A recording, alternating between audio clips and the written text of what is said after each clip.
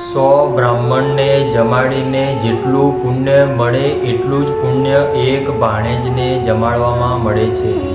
જય માતાજી મિત્રો, રામવાડી રામ।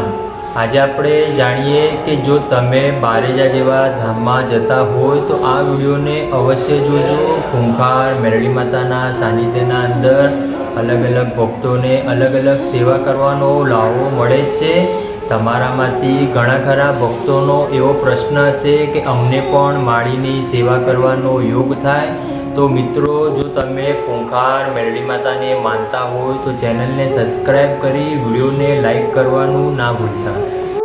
બારેજા જેવા સાનિધ્યના અંદર જો તમે જતા હોય કે કોઈ બીજા સાનિધ્યના અંદર જતા હોય તો જવાનું ખાલી મન થતું હોય તો એનું પણ આપણે જાણીએ કે તમારા 7 જન્મોના જો પુણ્ય ભેગા થાય ત્યારે આવા સાનિધ્યના અંદર ખાલી અને ખાલી જવાનું મન થાય। મિત્રો, ફરીથી સાંભળજો કે આપણા 7 જન્મના પુણ્ય ભેગા થાય ત્યારે સત્સંગ સભાનો યોગ થાય, ત્યારે માળીનું પ્રવચન સાંભળવાનો યોગ થાય। આપણે એટલા નસીબદાર છીએ કે આપણે દર અઠવાડિયાના એક દિવસ માતાજીનું પ્રવચન સાંભળીએ છીએ। ઘણા ખરા લોકો સભામાં જતા હશે, ઘણા ખરા લોકો ભજનમાં જતા હશે। તો આજે આપણે જાણીએ કે જ્યારે ખૂંખાર મેરડી માતાના સાનિધ્યના અંદર કોઈ સેવા કરવાનો લાવો મળે છે તો આપણે પોતાને ભાગ્યશાળી માનવું, કેમ કે આપણા હજારો જન્મોના ખાલી પુણ્ય ભેગા થયા છે ત્યારે અને ત્યારે આપણે સાનિધ્યના અંદર જવાનું મન થયું છે। તો તમારામાંથી તો લાખો ભક્તો એવા હશે કે માતાજીના સાનિધ્યના અંદર દર અઠવાડિયે જાય છે, તો પણ તમારું જો કામ ના થતું હોય તો વિશ્વાસ રાખજો, વિશ્વાસથી મોટો કોઈ જ દેવ નથી। તમે જો સાનિધ્યના અંદર ગયા છો તો તમારું કર્મ હશે તો જ તમે સાનિધ્યના અંદર પગ મૂકી શકો છો।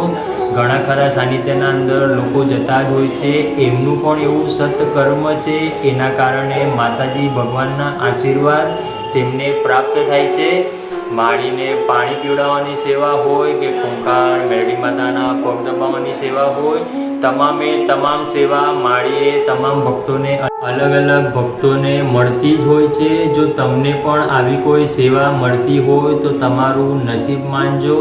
અને માળીએ તો એમના પ્રવચનના અંદર એમના સ્વમુખે જ કીધું છે કે કોઈ આફ્રિકાના જંગલના અંદર જો એકલો રહેતો હોય અને ખૂંખાર મેરડી માતાને જો મનોમન સાચા હૃદયથી પ્રાર્થના કરે તો ખૂંખાર મેરડી માતા એની રક્ષા કરવા જરૂર આવે છે।